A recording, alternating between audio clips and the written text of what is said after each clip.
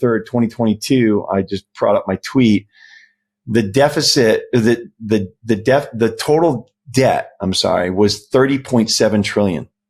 It's now 36 trillion just 2 years later. Oh my gosh. Yeah, even more than that. Yeah, 36.1 something. I was looking at the clock just now. Yeah, and so that's $6 trillion. $6 trillion. And so that's the debt spiral. So what's happening is that, if the line is that if the US government was a company on the New York Stock Exchange, I know it's not because they can print their own money, but if they were, they'd be considered a zombie company. And why is that? It's because they don't have enough earnings after their mandatory payments. So they don't have enough net earnings to pay for the interest on their debt. They have to borrow more money just to pay the interest on their debt because they spend so much. And so let's talk about Doge. This is really exciting for some people to think, oh yeah, they're going to cut out all the fat. Musk and Vivek are going to come in. They're going to cut the federal spending. Musk said we're going to cut it by $2 trillion annually. And that's not realistic unless you're going to cut into Social Security, Medicare, Medicaid, because that will, but the productivity that comes out of the government, it's not that great. That is true. Yeah. It's just a lot of red tape. It's a lot of regulation. It's a lot of just, paper pushers and administration. To be truthful, it's a lot of that. And so, but if let's just say that you reduce it by 1.7 million employees and the average is somewhere around $140,000-$150,000 per year, you're talking about saving about $250 billion a year. Okay. That's still only 250 though. Yeah.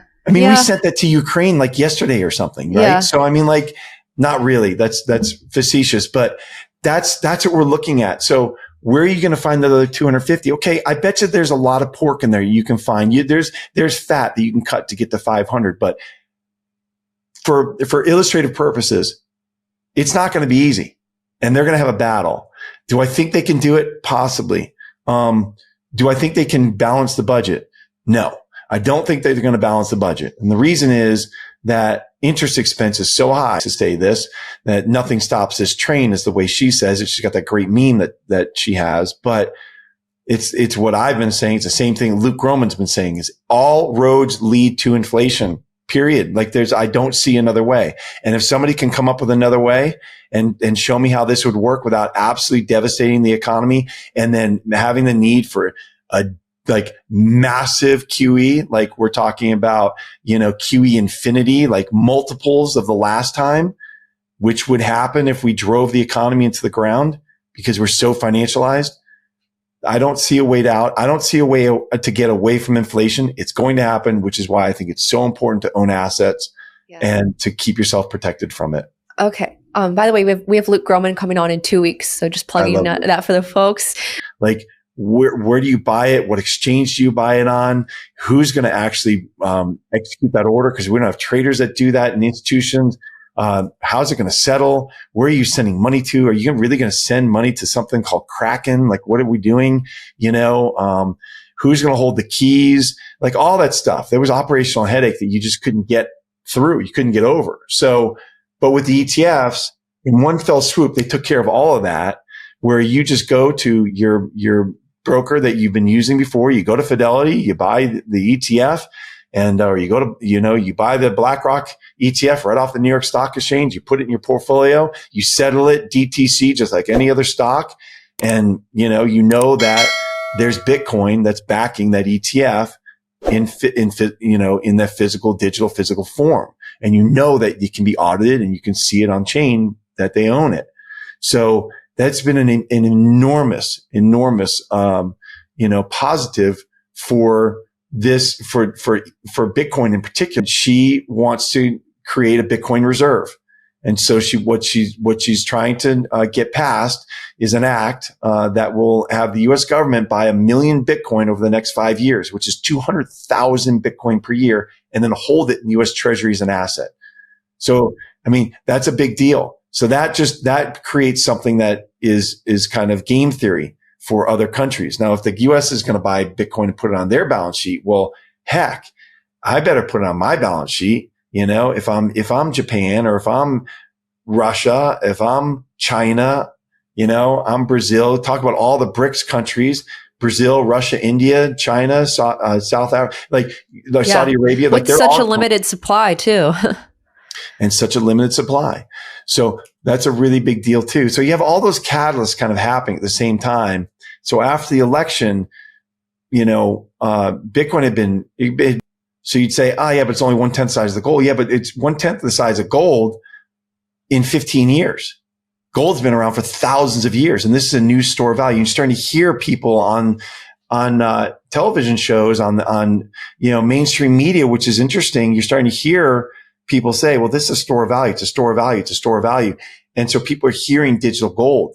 And so when you have $900 trillion of global investable assets and Bitcoin is just 0.2% of that, it's got a long way to go. If it just becomes 1% of total assets, of those investable assets, it's $450,000 per coin.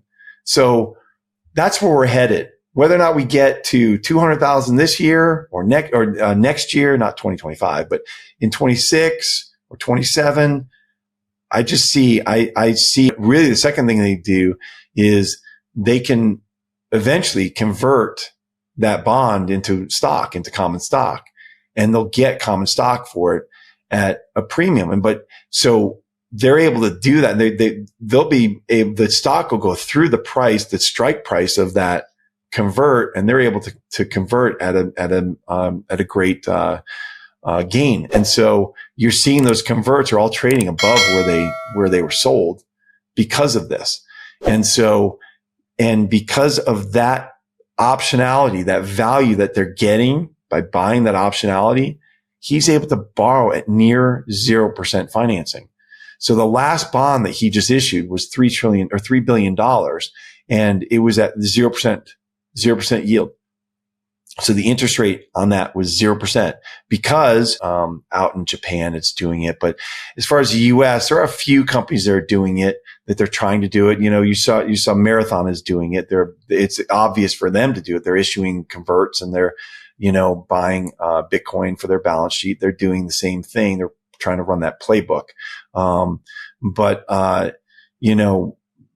I do expect more companies to do this. You've got Microsoft has, it's on their proxy for the December 13th vote next week, where they, it's on the proxy for them to buy Bitcoin for the treasury. It's going to the shareholder vote. I don't think it's going to pass. The reason it's not going to pass is because the board of directors advised against it. So you had one small shareholder who pushed to have this put on the proxy. They agreed, reluctantly, clearly said, we don't advise, and even the T-bills at this, are often in real inflation terms, they're returning a negative real rate of return. So you're losing money on that trade. Yeah. Well, James, I have to say, we love having you on the show. You're always welcome on. We got to get you on more often, maybe do a little bit more of a check-in with you. I want to give you the final few moments here. Let folks know where they can, find you on social, read more of your work, your amazing newsletter, The Informationist, anything that you can share about your firm if you'd like, and any parting thoughts, anything that you'd like to leave this audience to think about. The floor is all yours. Thank you, Julie. I appreciate you having me on. I like being here. So, I have the Bitcoin Opportunity Fund is the hedge fund I run with David Foley, and David Foley and I have been working on that for a little over the last year. And I can't really talk about returns on a show like this, but we've done very well, and we're excited about the opportunities there. That parting thoughts is that I'm a long-term investor in this.